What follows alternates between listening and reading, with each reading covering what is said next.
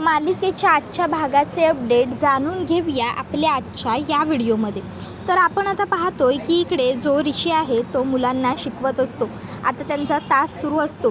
ऋषी मुलांना एक कविता शिकवतो आणि मग तो मुलांना त्या कवितेचा अर्थही समजावून सांगतो की कवितेमध्ये कवी हा लोकांकडे एक खूप मोठी तुतारी मागत आहे आणि तो असं सांगत आहे की मला तुतारी द्या, मला खूप शिकू द्या, मला गगनाला माझं डोकं भिडवायचं आहे शिक्षण घेऊन। म्हणजे शिक्षण हे किती महत्त्वाचं आहे हे कवितेतून सांगत आहे। इतक्यात तिकडे आता कमळी आलेली असते। ऋषी शिकवत असताना कमळी बघत असते। तर ऋषी सांगत असतो, मुलांनो, शिक्षण हे आयुष्यात खूप महत्त्वाचं असतं। शिक्षणाशिवाय व्यक्ती काहीही करू शकत नाही। शिक्षणाशिवाय सर्व काही अपूर्ण असतं, कळलं का? म्हणूनच शिक्षण घेणं सगळ्यात जास्त गरजेचं असतं। इतक्यात आता त्या ठिकाणी मग जी कमळी असते ती हे सगळं काही बघायला उभी राहते। तसा ऋषी मुलांना म्हणतो, तर मुलांनो, आता ही कविता मी फळ्यावर लिहिली आहे। पहिली तर तुम्ही ही वहीत लिहून घ्या, पाठ करा आणि अर्थसुद्धा वाचा, कळलं का? आणि मग तो कमळीकडे येतो आणि म्हणतो, तू इकडे काय करतेस?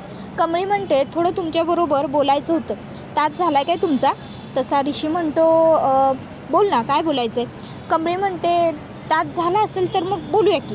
त्याबरोबर निंगी त्या ठिकाणी येते आणि निंगी म्हणते, तुम्हाला माहिती आहे का ऋषी सर, अहो आपल्या कमळीच्या हस्तून पूजा करून घेणार आहेत गावामध्ये। अहो आपली कमळी पहिली आली ना म्हणून। त्यावर ऋषी म्हणतो, वा, चांगली गोष्ट आहे की मग।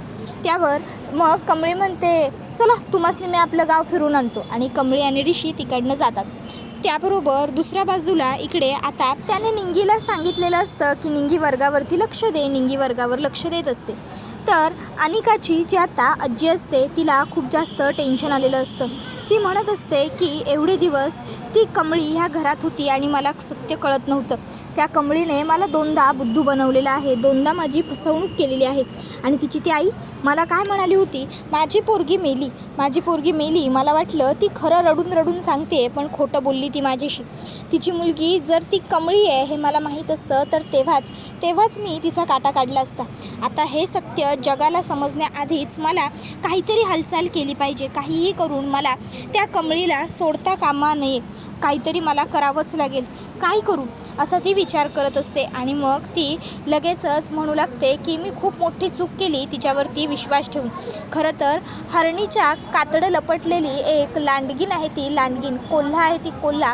पण आता मी तिला सोडणार नाही आहे, गाठ माझ्याशी आहे तिची।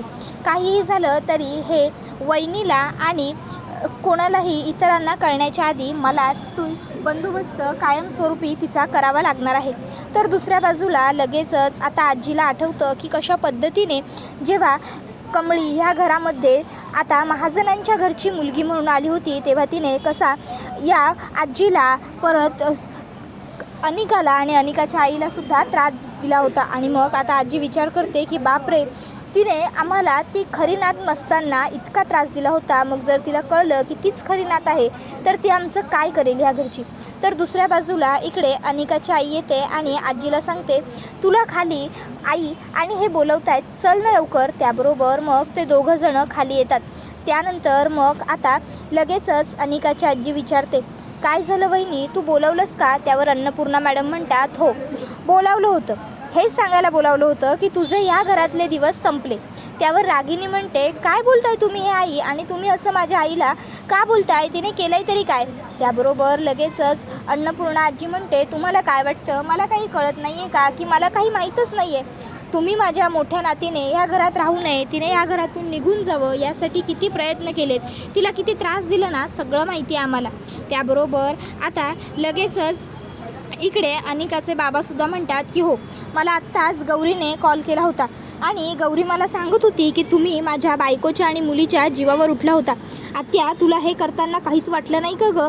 तुला तर ना, आणि मग आता एक चपराट ठेवून देतो आता इथे अनिकाचे वडील त्या आत्याला। त्याबरोबर आता लगेचच इकडे अनिकाची आई म्हणत असते की नका माझ्या आईला घरातनं बाहेर काढू। तशी आता अन्नपूर्णा आजी म्हणते की तू काही काळजी करू नको तुझ्या आईची जास्त, तू तिच्याबरोबर आम्ही तुलासुद्धा घरातनं बाहेर काढणारच आहोत, दोघींनी घरातनं चालतं व्हायचं। त्याबरोबर आता दोघीही घाबरतात आणि हात जोडून म्हणतात की नाही नका, आम्हाला घरातनं बाहेर काढू नका, घरातनं बाहेर काढलं तर आम्ही कुठे जाऊ, काय करू? वहिनी अगं आम्ही हात जोडतो, पाया पडतो हवं तर. त्याबरोबर मग आता अन्नपूर्णा मॅडम म्हणतात की नाही, ही अशी ऐकणार नाही, मी आलेच. आणि मग आता अन्नपूर्णा मॅडम जातात आणि चाबूक घेऊन येतात आणि ते चाबकाचे फटके जे असतात ते ओढायला लागतात इकडे त्या अनिकाच्या आजीच्या अंगावरती. तशी अनिकाची आजी ओरडू लागते, नको मारू वहिनी, नको मारू वहिनी, खूप लागतंय गं वहिनी, प्लीज वहिनी थांबव, वहिनी थांब, वहिनी थांब. आणि वहिनी थांब थांब ओरडत असताना त्या ठिकाणी रागिनी येते आणि रागिनी लगेचच म्हणते, आई आई अगं काय होतंय तुला? आई आई डोळे उघड, आई आई पाणी पी, भाणावर ये गं. त्याबरोबर मग आता लगेचच अनिकाची आजी म्हणते की नाही, हे सत्य कोणाला कळालं तर माझ्या जीवाचं काही खरं नाही, मला माझा जीव गमवावा लागेल. नको नको नको, हे कोणाला कळता कामा नये. त्यावर आता अनिकाची आई विचारते, अगं आई कसल्या सत्याबद्दल बोलतेस, कोणाला काय कळायला नको? त्यावर ती म्हणत असते की नको नको, हिला तर मी आत्ता सध्या काही सांगायला नको. आता सध्या तरी हे सगळं माझ्या मनातच ठेवायला हवं, नाहीतर कधी हे स्वप्न सत्यात उतरवेल ना, मला काहीही कळत नाही आहे. त्यानंतर दुसऱ्या बाजूला इकडे आता वहिनी विचार करते, काय करू? ऋषीला कॉल करते पण त्याचा फोनही लागत नाही आहे. एक काम करते मी ना, व्हॉईस नोटच सोडून ठेवते त्याला, जेणेकरून आई तिकडे चालले आहेत हे त्याला कळेल. खरं तर सख्खा भाऊ सख्ख्या भावाबरोबर असं कसं वागू शकतो मला हेच कळत नाही आहे. या सगळ्यामध्ये ना चूक यांची आहे, यांनी उगाचच्या उगाच आईंना भरीस पाडलं. मी जर तेव्हाच मध्ये बोलले असते ना तर आता बरं झालं असतं, एवढं सगळं घडलंच नसतं. पण आता काही करून कमीत कमी मला ऋषीला तरी अलर्ट करायला हवं. तो फोन उचलत नाही आहे, मी व्हॉईस नोटच पाठवते. आणि मग वहिनी आता व्हॉईस नोट टाईप करते, हॅलो ऋषी, हे बघ ऐक, आई तिकडे यायला निघालेल्या आहेत आणि कुठल्याही क्षणी त्या तिकडे पोहोचतील. कमळीच्या गावी तू आहेस हे त्यांना कळून गेलेलं आहे, त्यामुळे आता काहीतरी कर आणि सगळं व्यवस्थित मॅनेज कर. आणि मग ती विचार करते, आय होप आता त्याच्या फोनला नेटवर्क येऊ आणि त्याला ही ऑडिओ क्लिप मिळो. इतक्यात आता त्या ठिकाणी दादा आलेला असतो. दादाला वहिनी घाबरते आणि म्हणते, अहो मी ते. त्याबरोबर दादा वहिनीच्या एक खणखणवून मुस्काटात ठेवतो आणि तिकडनं निघून जातो. बिचाऱ्या वहिनीला खूप दुखतं, खूप लागतं, पण तरीही ती गप्प बसते. तर त्यानंतर ऋषी आणि कमळी हे दोघंजणं गावातून फिरत असतात. त्यावेळी आता कमळी ही ऋषीला म्हणत असते, ऋषी सर, तुम्हाला आपल्या दोघांची पहिली भेट आठवते का? पहिल्या भेटीत तुम्ही माझ्या कानाखाली दिली होती, आठवतं आहे का? तेव्हा मला वाटलं होतं की तुम्ही खूप जास्त खडूस आहात, तुम्ही खूप जास्त वाईट आहात. पण नंतर कालांतराने जसा तुमच्याबरोबर मी राहत गेले, तुमचा सहवास जसा वाढत गेला, तसं मला कळलं की खरोखर तुम्ही वाईट नाही आहात, तुम्ही किती चांगले आहात. उलट तुम्ही किती कॉलेजमधल्या गोरगरीब मुलांची, विद्यार्थ्यांची मदत करता, तुम्ही सगळ्यांचा किती विचार करता, माझा किती विचार करता. मलासुद्धा तुम्ही किती मदत केली. माझ्यासारख्या गरीब सामान्य मुलीला तुम्ही मुंबईसारख्या शहरामध्ये पाय रोवून राहायला शिकवलं. खरंच असा माणूस कोणाला आपल्या आयुष्यात नकोसा वाटेल हो सर. त्याबरोबर मग कमळीचे हात आता थरथरत असतात. कमळी म्हणत असते की म्हणजे बघा की सर, प्रत्येक मुलीची अशी इच्छा असतेच की आपण यशस्वी व्हावं, आपण आपल्या यशाच्या मागं पळावं आणि आपल्या जोडीदाराला आपलं कौतुक असावं, आपल्या जोडीदारानं सुद्धा घवघवीत यश मिळवावं आणि आपण त्याच्यासाठी जोरजोरानं टाळ्या वाजवाव्या. तसंच मला बी वाटतंय की सर. त्याबरोबर ऋषी कमळीकडे बघतच राहतो. कमळी म्हणते, आणि सगळ्यात महत्त्वाचं काय माहिती आहे का सर, तुम्हाला जे बोलायचं असतं की नाही ते तुम्ही स्पष्ट बोलताय आणि मोकळं होताय. आणि मग बघा की मला एक वाक्य बोलायचं आहे, पण ते एक वाक्य बोलण्यासाठी पण मी अजून किती वेळ घ्यायलो आहे. त्याबरोबर ऋषी हा कमळीकडे बघून हसतो. कमळी म्हणत असते, सर मला पण तुम्ही आवडताय. आता कमळीने ऋषीला सर मला पण तुम्ही आवडता हे वाक्य सांगितल्याच्या नंतर ऋषी एकदमच खुश होऊन गेलेला असतो. ऋषीला खूप भारी वाटलेलं असतं, आनंद झालेला असतो त्याला. तर कमळी म्हणत असते, खरंच सर, खरंच तुम्ही मला आवडताय. अहो म्हणजे तुम्ही माझ्यासाठी किती काय काय केलं आहे. तुम्ही माझ्यासाठी माझं बा म्हणून पत्र लिहिलं, तरी मी तुमच्यावर कावलो, मी तुमच्याशी भांडलो, वाईट वागलो, पण तरी पण तुम्ही मला त्रास न देता उलट माझ्या पाठीशी उभं राहिलात, माझी साथ नाही सोडली तुम्ही. त्याबरोबर मग आता ऋषी हा कमळीला म्हणत असतो, कमळी खरं बोलतेस का तू हे सगळं? त्यावर कमळी म्हणते, हो सर, अगदी खरं बोलते, खरंच तुम्ही मला आवडता. त्यानंतर मग आता कमळी आणि ऋषी एक सुंदर स्वप्न बघतात, ज्यामध्ये कमळी सुंदर तयार झालेली असते, अगदी नऊवारी काष्टा लावून, आणि ऋषी हा कुर्ता पायजामा घालून तयार झालेला असतो, आणि ज्यामध्ये तुमच्या प्रेमात पडले, टांगे पलटी, घोडे फरार झाले असं एक कडवं असतं आणि ते गाणं असतं. कमळी आणि ऋषी त्या गाण्यामध्ये नाचत असतात, छान एन्जॉय करत असतात. कमळीला ऋषी झोका देत असतो. त्यानंतर मग कमळी ऋषीच्या पाठीवरती बसते. ऋषी तिला पाठीवरतून घेऊन जात असतो. त्याच्यानंतर तो तिला हातावरती उचलून घेतो. त्याच्यानंतर मग तो तिला पुन्हा झोका देतो. त्याच्यानंतर मग ते दोघंजणं अशीच च्या मागोमाग एक पळापळ करतात. त्यानंतर मग ते दोघं एकमेकांच्या हातात हात धरतात आणि छान तिथे फिरत असतात. त्यानंतर दोघं एकमेकांना मिठी मारतात. नंतर पुन्हा सायकलवरून जात असतात. त्याच्यानंतर मग कमळीला भास होतो की ऋषी बाहू पसरून उभा आहे आणि तो तिला मिठी घेण्यासाठी तयार आहे. आणि मग कमळी धावतच तिकडनं येते आणि ऋषीला मिठी मारते.